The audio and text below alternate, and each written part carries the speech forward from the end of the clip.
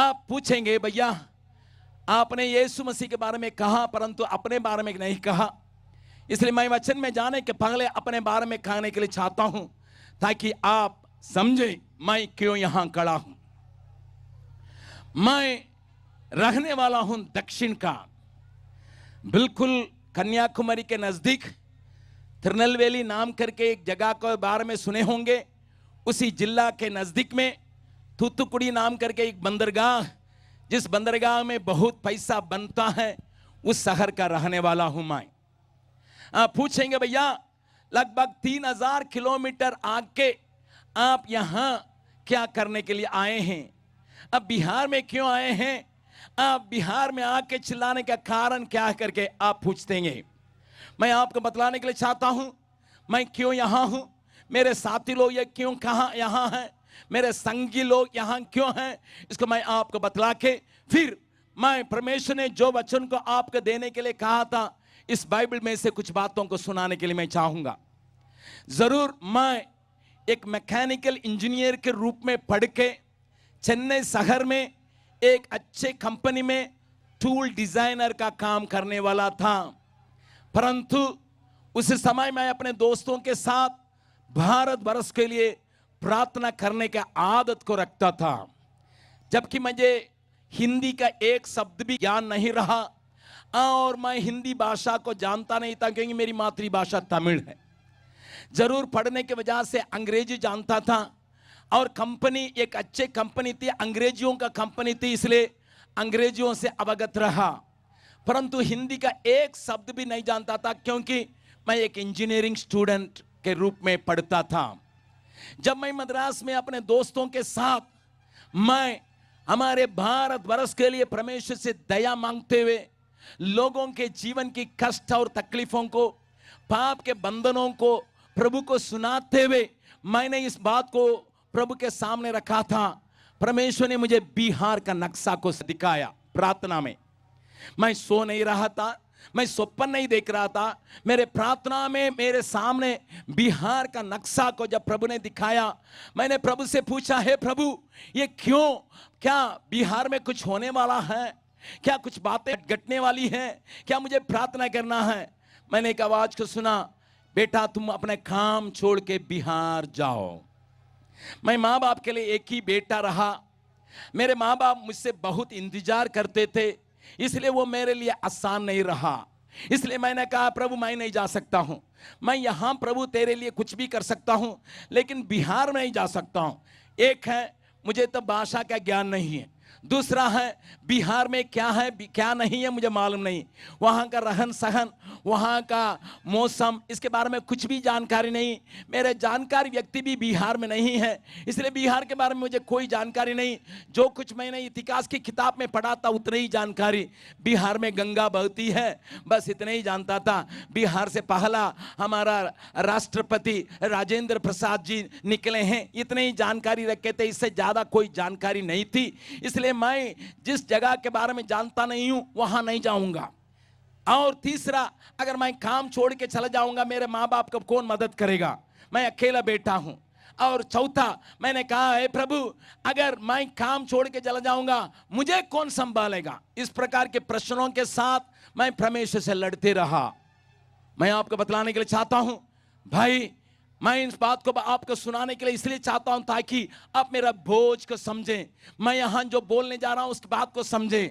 इसलिए मैं परमेश्वर से लगभग 20 महीना तक लड़ते रहा और आखिरी में एक दिन प्रभु ने मुझे एक दर्शन दिखाया। मैं एक मैदान में चल रहा था, परमेश्वर ने स्वर्ग में इतना बड़ा अक्षरों से लिख करके दिखाया, अक्टूबर 13 तारीख ये 1972 में ये हुई है। और मैं मैदान में अपने आंखों को खोलते हुए देखा, अक्टूबर 13 तारीख वो चमक रहा था। मैंने प्रभु से पूछा, क्या प्रभु? भाई बहन थोड़ा ध्यान से सुनिएगा। प्रभु ने कहा तुम अपना काम इस तारीख को छोड़ के बिहार जाओ। मैंने कहा नहीं, संभव नहीं है, मुझे छोड़ दीजिए प्रभु, मुझे छोड़ दीजिए। मैं आपको बतलाने को चाहता हूं प्यारे बहन भाई जवान, प्रभु ने उसमें मुझे खड़ा करके एक बात को सिखाया, उन अक्षरों को मिटा के वहां दो सुंदर आंखों को दिखाया, जिस आंख को मैं कभी कहीं नहीं देखा, आज तक देख नहीं रहा हूं, उतना सुंदर। उस आंखों से आंसू बह के मेरे ऊपर गिरा। आप विश्वास करें ना करें, मुझे कोई गम नहीं, परंतु मैं अपने अनुभव को बतलाने जा रहा हूं। उस आंसुओं से मैं थोड़ा सा बिंग गया, और मैंने एक आवाज को सुना, जो एक मनुष्य दूसरे मनुष्य से बोलता, उसी प्रकार एक आवाज को सुना। उस आवाज ने कहा, बेटा अगर तुम नहीं जाओगे मेरे लिए कोई है नहीं। मैंने इस शब्द को अंग्रेजी में सुना था, son if you don't go I have none. Son if you don't go I have none. बेटा तुम नहीं जाओगे मेरे लिए कोई नहीं है। इस आवाज के बाद मैं टूट पड़ा, मुंह के बल गिरा, रोया, प्रभु से कहा, हां प्रभु मैं जाऊंगा। मैं 1972 में, जबकि बिहार के बारे में कोई जानकारी नहीं थी और भाषा के बारे में कोई जानकारी नहीं थी, एक शब्द पानी कैसा मांगा जाता करके भी मालूम नहीं था, वैसे ही मैं अपना काम छोड़ा और चेन्नई सिटी से मैं अकेले अपने सामानों को लेते हुए कलकत्ता तक पहुंचा। कलकत्ता आने समय तक के लिए मुझे रिजर्वेशन रखा ट्रेन में, इसलिए सुरक्षित आया। साथ बैठे हुए लोग अंग्रेजी बोलते थे, तमिल बोलते थे, मुझे कोई कठिन नहीं रही। लेकिन कलकत्ता से मुझे एक ही पत्ता मिला था बिहार में जाने के लिए, डेहरियान सोन, जो रोहतास जिला में पाया जाता है। उस जगह के बारे में कोई पता चला, और इसलिए उस पत्ता के साथ मैं सियालदह रेलवे स्टेशन में मैं खड़ा था, और वो पूजा का टाइम था, छुट्टी था, इसलिए भीड़ वहां प्लेटफॉर्म में भरे हुए थे। मेरे पास टिकट रिजर्वेशन भी नहीं था। उन दिन में रेल डिब्बा में जो रिजर्वेशन बिना जो डिब्बा है उसमें वो खिड़की में तार भी नहीं रहता था, खुला ही रहता था। मैंने एक कुली को बुलाया, मैंने कहा, ये भैया, मैंने अपने इशारा से कहा मुझे और मेरा सामान को भीतर कैसा भी चढ़ा दो, मैं पैसा दूंगा। और मैंने इशारा से तो बताया, तो उसने भी हाँ बोला, परंतु गायब हो गया। लेकिन जैसा सियालदह स्टेशन में गाड़ी आई, वो कहां से तो खुद के आया। अब मैंने सोचा मेरा सामान को उठा के भीतर डालेगा, लेकिन उसने मेरे सामान को उठाया नहीं, मुझे उठाया। मैं इससे 20 किलो कम था, आज जो है इससे 20 किलो कम था। उसने मुझे उठा के एक खिड़की के द्वारा भीतर फेंका, पीछे सामानों को फेंका, मुझे तो एक जगह मिल गई।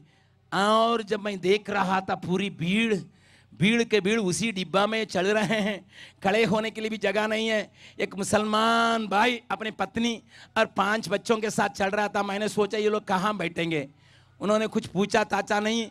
उसकी पत्नी मेरा इस गोदी में बैठ गई, उसका वो आदमी यहाँ, बच्चे चारों तरफ बैठ गए। मैं 11 घंटा तक पानी पिए बिना उनको छूने के लिए, मैं क्योंकि 26 उम्र का जवान भी था, मेरी शादी भी नहीं हुई थी, और एक औरत को यहाँ पर, एक आदमी को यहाँ पर, उस बच्चे को चारों तरफ लेके बिना पानी, क्योंकि पानी मांगने के लिए मालूम नहीं, छूने के लिए भी डर लग रहा है। आखिर में कैसा कैसा तो मैं बिहार पहुंचा, क्योंकि मेरा प्रभु यीशु इस बिहार के लिए आंसू बहाया।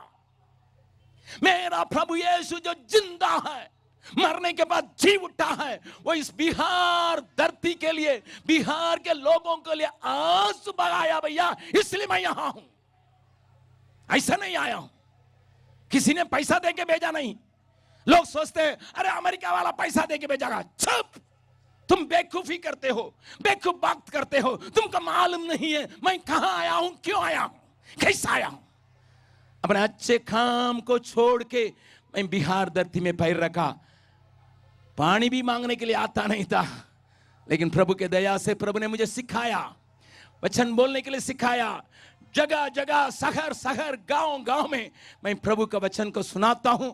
मेरे साथ अन्य लोगों की भी ऐसी ही कहानियां हैं, वे भी प्रभु यीशु मसीह को ग्रहण किए।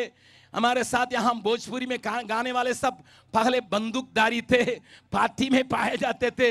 कुछ लोग नक्सलाइट थे, उन्होंने परमेश्वर के वचन को सुना, बंदूक को उठा के फेंके, ये बाइबल को धरा, आज प्रभु के लिए प्रभु की सेवा करता। ताली बजा के परमेश्वर को धन्यवाद दे। बाइबल पढ़ने वाला को यह बाइबल परिवर्तित करता है। इस वचन में ताकत है, इस वचन में खूबी है। यह वचन लोगों का दिल को छेदता है, इनके जीवन को परिवर्तित करता है, उनके लोगों को परिवर्तन करता है, उनके परिवार को परिवर्तित करता है। इसलिए इस वचन को हम यहां प्रचार करते हैं। बाइबल बतलाती है आकाश और पृथ्वी टल जाएंगी परंतु मेरी बातें नहीं टलेंगी करके बाइबल में प्रभु ने कहा। उस वचन को नहीं टल सकते हैं। चाहे आप हमें मारें या खत्म करें तो भी परमेश्वर के वचन को मिटाने का ताकत किसी का नहीं है, किसी का नहीं है, किसी का नहीं है। इसलिए हिम्मत के साथ मैं लगातार बीते 40 साल सब जगह में परमेश्वर के वचन को सुनाते हैं। छपरा में एक बार 20 साल के पहले आया था, लेकिन अभी फिर इस शहर में आने के लिए परमेश्वर ने मौका दिया। आपसे परमेश्वर प्यार करता है। इस बात को बतलाने के लिए आपसे परमेश्वर प्यार करता है। परमेश्वर चाहता है कि आप आजाद रहें। आपसे परमेश्वर चाहता है बहुत बहुत मैं तुमसे प्यार करता हूं, इसलिए मैंने अपने वचन को तेरे पास पहुंचाने वालों को भेजा। वे परमेश्वर के वचन को जानना जरूरी है, क्योंकि परमेश्वर इस धरती के लिए, बिहार के लिए आंसू बहाने वाला है। एक आदमी एक तोता को पकड़ के ले आया, उसके लिए एक सोना का पिंजड़ा बनाया।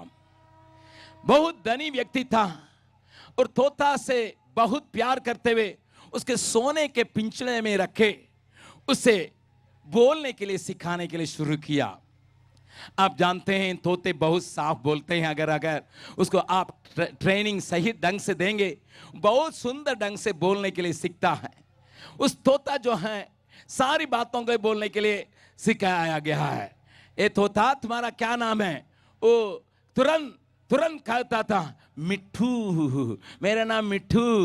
उससे बोलेंगे क्या खाने के लिए चाहता है? वो बोलेगा चपाती और अमरूद। इस प्रकार के शब्दों को उसको सिखाते सिखाते उसके बोलने के आदत में ले आया। आप कहेंगे भैया ये कहानी तो नहीं है? नहीं कहानी है, इसलिए मैं आपसे कहने के लिए चाहता हूं। क्योंकि मेरे नाना के यहाँ एक तोता था। मेरा नाना के घर में एक तोता का पालते थे और वो तोता ऐसे बहुत गंभीर से बोलता था, क्योंकि मेरा नाना के घर के बगल में ही एक चंपाकल रहता था। लोगों का मदद करने के लिए मेरा नाना जो है एक बाल्टी को वहां रखते थे ताकि आने वाले चंपाकल में बाल्टी से नहाए, एक मग को रखे हैं। इसलिए मेरा नाना जो है वहां पर बाल्टी को वहां रखते थे। ये तोता ऐसे ही करता था। मैं आपको बतलाना चाहता हूं कि कोई भी अनजान आदमी जो आसपास के नहीं है, अनजान आदमी आके बाल्टी उठाएगा, तुरंत वो चिल्ला के कहने लगा नाना नाना नाना नाना नाना नाना। बाल्टी उठाता है, चोर चोर चोर करके चिल्लाएगा। मैंने अपने कानों से सुना, आंखों से इस बात को देखा। इसलिए तोता को बोलने के लिए एक अभ्यास देने से वो बोलने का ताकत रखता है। सोना का पिंजड़ा है, खाने के लिए अमरूद दिया जाता है और कभी कभी एप्पल दिया जाता है, सेव दिया जाता है और रोटी भी खिलाया जाता है। और वो कभी कभी सीटी बजा के गीत भी गाता था, क्योंकि मालिक घूमते घूमते सीटी में बाजा बजाते थे, वो भी हाँ हाँ हाँ करके सीटी में बाजा बजाता था।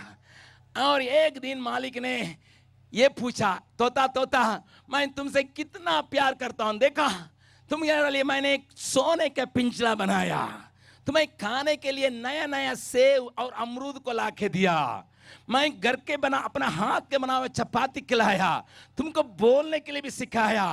अभी बतलाओ तुम मुझसे प्यार करते हो कि नहीं? तोता ने कहा नहीं। अरे इतना दिन मैंने इतना उपाय किया, इतना भलाई किया और सोना का पिंजरा बनाया और खाने के लिए प्रबंध किया, और तुमसे मैं लगातार बातचीत करता हूं, तुम कभी कभी खुश होने से एकदम सीटी बजा के घूमते हो और पिंजरा के अंदर। उसने कहा मालिक मैं आजाद नहीं, मैं गुलाम हूं, मैं गुलाम, मैं गुलाम, इसलिए मैं तेरा प्यार को शक करता हूं। भाई सच बात है, सच बात है। मनुष्य के लिए रहने के लिए बहुत बड़ा महल बना के दे के उस पर रखिएगा, अगर वो गुलामी जीवन बिता रहा है वो भी चिल्लाता होगा कौन मुझे आजाद करेगा। मनुष्य के लिए खाने के लिए टेबल पर घी और बादाम सारी बातें पाई जाए, मीट मछली उसके मन लायक खाने के लिए भी मेज बिछा के उसको गुलाम के रूप में रखेगा और कहेगा कौन चाहता है अच्छे खाना, मुझे आजादी चाहिए। मनुष्य के लिए बैठ के कोई बंद किए हुए कमरा में आके घंटे पर गप मारे, बातचीत करें और कहें प्रेम करते हैं, वो कहेगा झूठा है, तुम नहीं जानते हो मेरे, अगर तुम सचमुच में मुझसे प्यार करते हो मुझे आजाद कर दो, मुझे बाहर भी निकाल दो, मुझे स्वतंत्रता से चलने दो, स्वतंत्रता से उड़ने दो, मैं बंधन में हूं। भाई बहन, आज मनुष्य नहीं चाहता है कि बंधन में रहने के लिए, इसलिए हम लोगों ने अंग्रेजों को भगाया, इसलिए कई लोग अपना खून देके, अपना जान देके, कई लोगों ने, लाखों लोगों ने, हिंदुस्तानी लोगों ने अंग्रेजों के विरोध में लड़के उनको भगाया। गांधी जी ने एक बार कहा था, हम माड़ बात पिएंगे कोई बात नहीं, हम माड़ भी नहीं पिएंगे कोई बात नहीं, पर हमें आजादी चाहिए। अंग्रेजों ने कहा था हम लोग इतना इतना फैक्ट्री खोले हैं, इतना इतना रेल का पटरी बिछा दिए हैं। गांधी जी ने कहा वो पटरी के लेके जाओ लेकिन आजादी दो। मनुष्य आज आजादी के लिए दिल के अंदर तड़पता है, इस आजादी जीवन बिताने के लिए वो सोचता पैसा के बल पर मैं आजादी का खरीद लूं, नहीं। कोई सोचता है सुख सुविधा मेरे लिए हो जाएगा, बहुत लोगों के सामने मैं नाम कमा लूं, करोड़ों करोड़ रुपया कमा लूं, अपने बच्चों को ऊंचे स्थान में रख लूं, मैं आजादी महसूस करूंगा, नहीं। तो आप पूछेंगे ए भैया कहो आजादी का मतलब क्या है, आजादी किन बातों से चाहिए, उस बात के बारे में आप हमसे पूछेंगे। मैं डायरेक्ट उत्तर नहीं देने के लिए चाहता हूं, जो कुछ मैं बोलूंगा मेरे हाथ में संसार में अधिक भाषाओं में अनुवाद किया हुआ इस किताब से बोलूंगा। यह किताब 2000 से अधिक भाषाओं में अनुवाद की गई, इसलिए सारे मानव जाति जाने, सारे भाषा बोलने वाले जाने परमेश्वर का प्यार क्या है, परमेश्वर के इंतजाम क्या है। इसलिए यह बात जो मैं सुना रहा हूं यह आपके लिए, आपके परिवार के लिए, आपके समाज के लिए, आपके मोहल्ला के लिए, आपके शहर के लिए, आपके प्रांत के लिए, हमारे देश के लिए। इसलिए मेहरबानी से थोड़ा सुनिएगा। मैं आज 3 बातों से आजादी आपके लिए जो जरूरी है उसको मैं दिखाने के लिए चाहता हूं परमेश्वर के वचन से।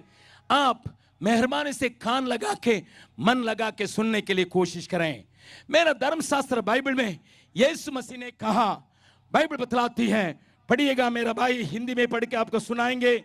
यूहन्ना रचित सुसमाचार उसका 8वां अध्याय 32 पद को पहले पढ़ेंगे, फिर 34 पद को पढ़ेंगे, फिर 36 पद को पढ़ेंगे। 3 पदों को मैं इस बाइबल धर्मशास्त्र से आपको सुनाने के लिए चाहता हूं। तुम सत्य को जानोगे, सुनिएगा, तुम सत्य को जानोगे और सत्य तुम्हें स्वतंत्र करेगा। सत्य तुम्हें आजाद करेगा या स्वतंत्र करेगा। यीशु ने उनको उत्तर दिया, यीशु मसीह से लोग पूछ रहे थे, हम लोग आजाद है, हम लोग वोट देते हैं, हम लोग नेता को चुनते हैं, हम लोग पार्लियामेंट में उनको बेचते हैं या असेंबली में बेचते हैं और वही लोग कानून बनाते हैं। आप कैसा कहेंगे भैया हम आजाद नहीं है? लेकिन यीशु ऐसे बोलने वालों से यीशु कहता है, यीशु ने उनको उत्तर दिया, मैं तुमसे सच सच कहता हूं, मैं तुमसे सच सच कहता हूं कि जो कोई पाप करता है, जो कोई पाप करता है वह पाप का दास है, वो पाप का दास है, गुलाम है। सुनिए, आप इस परिभाषा के अनुसार अपने आप को जांचिएगा, अन्य लोगों के जीवन को जांचिएगा, आपको पता चलेगा कि आप आजाद है या गुलाम है। सर, कान खोल के सुन लीजिए, आप बहुत लाखों रुपया कमाने वाले होंगे, या आप बहुत ऊंचे परिवार के होंगे, या आप राजनीतिक बातों को खाने वाला अगुवे होंगे, नेता होंगे। उस वचन को फिर से हमारा भाई पढ़ेंगे, सुनेंगे, पढ़िएगा। यीशु ने तो उत्तर दिया, यीशु ने उत्तर दिया, मैं तुमसे सच सच कहता हूँ मैं तुमसे सच सच कहता हूं कि जो कोई पाप करता है जो कोई पाप करता है वह पाप का दास है। पाप का दास या गुलाम है। ओहो, अगर ये बात सच है, यहां पर कोई है जो अपने को कह सकते मैं आजाद हो गया हूं, मैं आजाद हो गया हूं, आजाद हो गया हूं? क्योंकि मेरा धर्मशास्त्र बाइबल बतलाती है सबने तो पाप किया। आजकल हम पत्रिका में, टीवी में अन्य लोगों के द्वारा सुनते हैं, देखते हैं कितने करोड़ों करोड़ रुपया कपट करने वाला, लूटने वाला है, और ये धंधा वो धंधा करके सरकार के आंखों में मिट्टी डाल के, पुलिस के आंखों में मिट्टी डाल के, और कैसे करोड़ों करोड़ कमाने वालों को हम जानते हैं। बाइबल रोज हम पत्रिका में पढ़ते हैं। लिसन, कान खोल के सुन ले, आवाज, मेरा आवाज को पहचानने वाला पहचाने।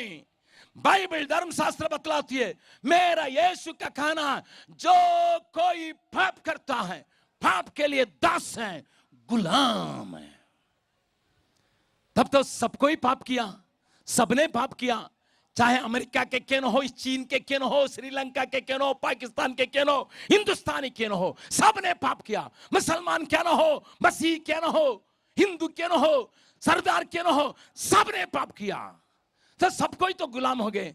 भैया आजादी चाहिए, आजादी चाहिए, आजादी चाहिए। जैसा उस सोना का पिंजरा में रहने वाला उस तोता ने कहा, तुम सोना का पिंजरा देने से मैं खुश नहीं रह सकता हूं, तुम मुझे खाना देने से कुछ नहीं रह सकता हूं, मुझे गीत सिखाने से कुछ नहीं रह सकता हूं, मुझे आजादी चाहिए। उस प्रकार आपका अंदर आत्मा चिल्लाता होगा, क्यों मैं दबाए दबाए रहता हूं, क्यों मेरे अंदर ताकत नहीं है, क्यों मेरा मन उदास है, क्यों मैं परेशानी में हूं, क्यों मेरे घर में झंझट है, क्यों मेरे घर में लड़ाई झगड़ा है, मैं भलाई करने के लिए चाहता हूं तो भी लोग मुझे बुरा करें, क्यों क्यों क्यों? क्योंकि आप एक दास हैं, आप एक गुलाम हैं। इस बात को भूलिए मत। मेरा यीशु ऐसा नहीं कहा, इसलिए उसने कहा सत्य को जानोगे, सत्य तुम्हें स्वतंत्र करेगा। आपके लिए एक उम्मीद है, आपके लिए एक आशा है, सत्य को जानोगे, सत्य तुम्हें स्वतंत्र करेगा। विश्वास करने वाला एक ऊंचे ताली परमेश्वर के लिए बजाए। Sir, there is a hope, there is a hope for you to get delivered because you are bound now. आप बांधे गए हैं, आप गुलाम हो चुके हैं, आप दास से पाप के चलते। लेकिन मेरा प्रभु कहता है सत्य को जानोगे, सत्य तुम्हें स्वतंत्र करेगा। 36 वचन को भी पढ़िएगा। इसलिए यदि पुत्र तुम्हें स्वतंत्र करेगा, परमेश्वर का पुत्र तुम्हें स्वतंत्र करेगा, तो सचमुच तुम स्वतंत्र हो जाओगे। सचमुच में तुम स्वतंत्र हो जाओगे। एक कौन होता है भैया? केवल यीशु मसीह कहता है मैं तुम्हें आजाद करने के लिए चाहता हूं, तुम्हें पाप के बंधन से छुड़ाने के लिए चाहता हूं, क्योंकि पाप तुम्हें गुलाम बना के रखा है। तुम्हें पाप के बंधन से छुड़ाने के लिए पुत्र मसीह के द्वारा तुम्हें आजादी मिल सकती करके मसीह हिम्मत के साथ खाने का क्या कारण है? मैं उसके पहले एक वचन को सुनाने के लिए चाहता हूं। पहला यूहन्ना उसका 3 अध्याय 8वां पद को पढ़िएगा और 10 पद को पढ़िएगा। जो कोई पाप करता है, जो कोई पाप करता है वह शैतान की ओर से है। बाबरे, हम सोचते हैं हम बहुत बड़े परिवार के हैं। मेरा पिताजी प्रोफेसर है, मेरी माँ टीचर है, मेरा पिताजी ऑफिसर है, IAS ऑफिसर है, IPS ऑफिसर है, लेकिन मेरा प्रभु का वचन में लिखा जो कोई, फिर से पढ़िएगा, जो कोई पाप करता है, जो कोई पाप करता है वह शैतान की ओर से है। शैतान की ओर से है, क्योंकि शैतान आरंभ ही से पाप करता है, आरंभ से ही पाप करते आया है। परमेश्वर का पुत्र यीशु मसीह इसलिए प्रकट हुआ कि शैतान के कामों को नाश करें। ताली बजा के परमेश्वर को धन्यवाद करें। हालेलुया। ये भैया जाने अनजाने में आप शैतान के हाथ में हैं, जाने अनजाने में आप शैतान के ओर हैं, क्योंकि पाप करने वाला शैतान के ओर से है। और उस वचन को भी पढ़िएगा, इसी से परमेश्वर की संतान, इसी से 11वां पद में लिखा, इसी से परमेश्वर का संतान, हाँ, और शैतान की संतान, और शैतान की संतान जाने जाते हैं। जाने जाते हैं। बस ओहो, अभी तो हमको बहुत बड़ा तकलीफ हो गया, आपके दिल में भी गड़बड़ी मच गया। हमने सोचा मैं पांडे हूं, मैंने सोचा मैं ओझा हूं, मैंने सोचा मैं पावन हूं, लेकिन लिखा है पाप करने वाला सब शैतान का संतान। अरे बाप रे, सर लिसन, मेरा धर्मशास्त्र जो झूठ नहीं बोल सकता, जो मनुष्यों को देख के अमेरिका के लोगों के लिए अलग, हिंदुस्तानी लोगों के लिए अलग बोल नहीं सकता है, वह वचन में लिखा है। जो पाप करता है वह शैतान के ओर से नहीं, क्योंकि वह शैतान का संतान भी है। आपके लिए आजादी चाहिए, आपके लिए आजादी चाहिए, पाप से आजादी चाहिए, पाप से। साधारण खैनी खाने वाले से बोलिए, भैया खैनी तो खाते हो, एकदम उसका रगड़ रगड़ के तुम्हारा चुन्ना भी लग जाता है, फिर दांत भी खराब हो जाता है, और पत्नी के पास जाती है, वो बोलती है थूक के तो आओ, मुंह धो के आओ। हेलो, मुंह में खैनी डाल के करके जाता है, ठीक, थूक के मुंह धो के आओ मेरे पास। पत्नी जिसको तुम खाना खिलाते हो, तुमको पहनाते हो, तुमको बाजार ले जाते हो, वही कहती है खाई नहीं, तुमको मैं ग्रहण करूंगा, काले हो, गोरे हो, छपटा नाक का हो, कुछ भी हो, लेकिन खैनी को मैं नहीं चाहती हूं। गंजा मार के जाके देखो, पता चलेगा, तुम्हारा थप्पड़ मिलेगा, गंजा मार के आया है आदमी, मेरे पास गंजा पी के आया है करके पत्नी बोलेगी, तुम्हारे बच्चे को बुलाओ, गंजा पी के दम मार के तुम्हारे बच्चे को, आ बेटा कितना सुंदर है, मैं चुम्बन दूं। पापा हम तो सुंदर है, लेकिन तुम छुचुंदर है। बच्चा कहेगा तुम तो छुचुंदर है, तुम तो गांजा पी के आके क्या मेरा भी मकान, मैं अभी ये पाउडर लगाई हूं। कहेंगे कि नहीं ये भैया, कहेंगे कि नहीं? जरूर कहेंगे, जरूर कहेंगे, जरूर कहेंगे। इसलिए मेरा धर्मशास्त्र बाइबल बताती है, इस पाप से मुझे आजादी चाहिए। कहीं निकाले मन से बोलिए, क्या करेंगे, बचपन से ही हाई स्कूल से ही सिखा दिया है लोग, और मेरा बाप बुजू भी खाते थे, मैं भी खा लेता हूं, और समझ लेते यही बुद्धिवर्धनी है। गांजा तो हमारा देवता लोग भी पीता है, फिर हम नहीं क्यों पिएंगे करके देवता को भी खींच लेते हो। मैं एक उदाहरण में बतलाया, और उससे बोलिएगा छोड़ दो भैया, कैसा जोड़ेंगे, दिशा नहीं फिर पाते हैं। अरे तुम्हें इतना कंट्रोल कर दिया है तुम्हारा छोटा डिब्बा खैनी तुम्हें इतना कंट्रोल कर दिया है, भैया छोड़ने से मैदान नहीं जाता है 5 दिन। इसलिए कहते हैं सब यू आर अ गुलाम, तुम आजाद नहीं है, तुम दरिद्र है, तुम नंगा है, तुम गुलाम है। परमेश्वर आपसे बातचीत करता। हमारे नेता लोगों से पूछिएगा, झूठ तो कदम कदम में एक एक बोली में बोलेगा, उसे बोलेगा नेताजी थोड़ा सा सच तो बोलिएगा, आदत हो गया है, छोड़ ही नहीं सकता। एक झूठ को बनाने के लिए दूसरा, दूसरा झूठ को बनाने के लिए तीसरा, तीसरा झूठ को बनाने, फिर बोलते गया, फिर लौट नहीं पाता। गाली सुनाने वाला को बोलिए ना, आगे पीछे बिहार में तक गाली देते हैं ना, साइकिल को भी गाली देते हैं, माइक को भी गाली देंगे, इसको भी गाली देंगे, कुर्सी को भी गाली देंगे। अरे भैया गाली छोड़ के तो सीधा बतलाव होता नहीं है, आदत से लाचार है, बंधे हुए हैं, छुटकारा नहीं है। Are you not a slave? Sister, are you not a slave? My dear young man, are you not a slave? क्या आप बंधन में नहीं हैं? क्या आप दासत्व में नहीं हैं या आप गुलामी में नहीं हैं? कहते हो आजाद हो गया, आजाद हो गया। कौन सा आजादी बाजा? तुम्हें आजादी का दरकार है, तुम्हें आजादी का दरकार है, चाहे कोई भी क्यों हो, कोई भी क्यों हो, तुम्हें आजादी का दरकार है। मेरा उम्र 66 हो गया, 66 साल, 26 साल में मैं बिहार में आया, 40 साल यहां हूं, अभी मेरा 66 हो गया।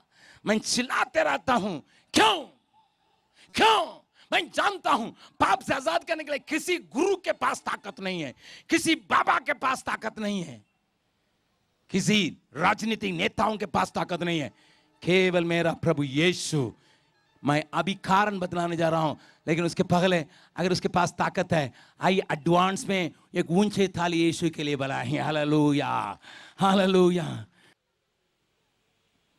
भाई बहन, आपके तमाम अधर्मों को, आपके सारे गुनाहों को यीशु अपने ऊपर ले लिया, इसलिए आपके लिए आजादी, आपके लिए आजादी। मैं भी आपके ना, आपके समान कुत्ता के नाई जीवन बिताने वाला था, पैसा तो कमा रहा था लेकिन शांति तो नहीं थी चेन्नई शहर में। लेकिन मैंने अपने 21 उम्र में इसको देखा, मेरा चलचित्र को देखा, मेरा जीवन की खराबी को प्रभु ने दिखाया। मैंने अपना कमरा में कहा, क्योंकि शांति नहीं होने के चलते मैंने अपना चलचित्र का जीवन की खराबियों को देखा, एक पिक्चर की नहीं। मैंने कहा इस व्यक्ति को जीना उचित नहीं है। मैं चिल्लाते हुए अपना मुट्ठी रखा, वहां पर मैंने यीशु को दर्शन में देखा। क्रूस पर एक आवाज, बेटा तेरे जगह पर मैं मर गया, तुम्हें मरने के लिए दरकार नहीं। मैं बल पर गिरा, अपनाया, यीशु ने मुझे नया बना दिया। यीशु कहता है अगर पुत्र तुम्हें छुड़ाएगा तुम सचमुच में आजाद हो जाओगे। अन्य दो बातों को मैं कल आपको सुनाने के लिए चाहता हूं, लेकिन एक व्यक्ति के बारे में मैं कहने के लिए चाहता हूं, उसके कल के अंत करूंगा आज। अन्य दो आजादी के बारे में मैं कल और परसों आपको सुनाऊंगा ताकि आप समझ में आए। यीशु मसीह के पास एक जोले के मारे को ले आए, भीड़ के कारण उस घर में वे घुस नहीं सके, इसलिए उसको ले आए वे दोस्त लोग, छत फाड़ के यीशु के सामने उस जोले के मारे को उतारे। आप अगर उस जगह में रहते आप क्या सोचते? अरे यीशु के सामने आ गया जोले के मारे, जो हाथ पैर को हिला नहीं सकता, अपने से चलने का ताकत नहीं रखता, अपने से खाने का ताकत नहीं रखता, अपने आंसुओं को पोंछने का ताकत नहीं है, जोले के मारे लकवा मारा हुआ व्यक्ति, उसको यीशु के पास जब ले आए थे, यीशु उसको देख के ये नहीं कहा, तरस का नहीं कहा चंगे हो जा, नहीं कहा। मेरा बाइबल बतलाती है मरकुस से सुसमाचार उसको दूसरा अध्याय का 4-5 पद को पढ़िएगा। परंतु जब वे भीड़ के कारण उसके निकट ना पहुंच सके, यीशु मसीह के निकट नहीं पहुंच सके, तब उन्होंने उस छत को जिसके नीचे यीशु था, छत को नीचे जो यीशु था खोल दिया, और जब वे उसे उधेड़ चुके तो उस काठ को जिस पर लकवे का रोगी पड़ा था उस काठ को लटका दिया। यीशु ने उनका विश्वास को देखकर उस लकवे के रोगी से कहा, हे पुत्र तेरे पाप क्षमा हुए। सर, तुम्हारे बीमारी, तुम्हारे दुख, तुम्हारा तकलीफ का कारण शायद पाप अगर हो, तुम्हें पाप से स्वतंत्रता पहले चाहिए, आजादी चाहिए, चाहे लकवा का भी क्यों न हो। आज प्रभु आपको चंगा करने के लिए चाहता है, आपको चंगा करने के लिए चाहता है। आप चंगाई के लिए अगर आए हैं, आपकी बीमारी कुछ भी क्यों न हो। मैं बीते महीना सऊदी अरेबिया में था। सऊदी अरेबिया में आप तो जाके यीशु मसीह का सुसमाचार नहीं सुना सकते हैं, लेकिन तो भी मेरे लिए मीटिंग वहां रखी गई। वहां बीते 8 महीना के पहले भी मैं गया था। वहां जब मैं गया था और वहां एक बहन आई थी और उसको 3 बार बच्चा गिर जाता था, 3रा महीना में, 4था महीना में, 5वां महीना गिर जाता था। और बीते बार जब आई थी, मेरे पास आई थी, भैया मैं क्या कहूं, मेरे नतनी मुझे चिल्ला के डांट रही है, मेरी सास मुझे कह रही है जला देंगे, तुम्हारे ऐसा बहू का दरकार नहीं है। भैया प्रार्थना कीजिए। मैंने उसे कहा तुम्हारा पाप की क्षमा अगर हुआ है प्रभु आपको क्षमा करेगा। वो फूट फूट के रोने लगी, होता नहीं है, होता नहीं है, यीशु के पास नहीं आ पाते। मैंने उसे कहा यीशु तुम्हारे पापों का क्षमा करने के लिए तैयार है पकड़। और फूट के रो के कहने लगी इस बार मैं गया था, वो कह रही है भैया मैं अच्छा गर्भवती हूँ, डॉक्टर ने कहा बच्चा अच्छा है, और एक नहीं है दो है। दो बच्चा दे के परमेश्वर ने मुझे आशीष दे के रखा है। अभी मैं माँ के यहाँ जाने पर हूँ, प्रार्थना कीजिए मेरा पाप भी क्षमा हो गया, मेरे गड्ढा भी खत्म हो गया, मेरी अपमान भी खत्म हो गया, निंदा भी खत्म हो गया। आज आप कोई भी क्यों न हो, कोई भी परिवार के क्यों न हो, जवान हो, बच्चे हो, स्त्री हो या कोई भी बुजुर्ग हो, आपके पाप से आजाद करने के लिए यीशु चाहता है, जिसके आधार पर आपको चंगाई भी चाहिए। मैं आज यहां पर मैं अपना संदेश को अंत करता हूं, लेकिन उसके पहले मैं आपके लिए दुआ करने के लिए चाहता हूं। लेकिन मैं दुआ करने के पहले आपसे एक प्रश्न पूछने के लिए चाहता हूं। भाई आपने कहा था यीशु मेरे जगह पर क्रूस पर पापों को उठा लिया, मुझे उठाने की कोई दरकार नहीं। पाप करने वाला शैतान का संतान करके आपने दिखा दिया, गुलामी में मैं रहना नहीं चाहता हूं, मैं यीशु के साथ होके पाप की क्षमा को चाहता हूं करके अगर आप कहेंगे, मैं आपके लिए दुआ करने के लिए चाहता हूं। भक्ति के साथ, भय के साथ उस महान परमेश्वर जो आपसे प्यार करता है, जिसने अपने प्यार के चलते अपने बेटे को बलिदान होने के लिए दिया। बाइबल बतलाती है हम जब पापी ही थे, जब हम कमजोर ही थे, हम द्रोही थे, हम उसके शत्रु ही से, परमेश्वर ने अपना प्यार को इस रीति से प्रकट किया, अपना एकलौता पुत्र दे दिया, ताकि जो कोई यीशु मसीह पर विश्वास करे वो नाश न हो परंतु अनंत जीवन पाए। ऐसे ही खड़े रहे, मैं आपके लिए प्रार्थना करने जा रहा हूं। पवित्र आत्मा आपको छूने जा रहा है, परमेश्वर का आत्मा आपका कब्जा करने के लिए चाह रहा है, आपके गंदगी को, आपके दिल की दाग को मिटाने के लिए पवित्र आत्मा भी कार्य कर रहा है। यीशु के नाम से सारे प्रकार की गंदगी, सारे प्रकार की गलत विचारें, सारे प्रकार की पाप करने की बातें इनके दिल और दिमाग से, इनके जीवन से अभी ही मिटा दीजिए। ये ठहरे ही रह सकें, ये यीशु के वाणी के अनुसार, यीशु के वचन के अनुसार साफ किए जाएं, जिनको बिल्कुल साफ करके धर्मी के रूप में देख। प्रभु मेरी दुआ को सुन लीजिए, इन प्यारों के लिए मैं तुझसे विनती करता हूं, रोता हूं प्रभु, मैं तुझसे रो के इनके लिए विनती करता हूं। इनके गले लगा के इनके लिए ही जो कुछ आशीषें रखी गई है उसको वे पूरी तरह से परिवार में, व्यक्ति के जीवन में संपूर्ण तरह से प्राप्त कर सके।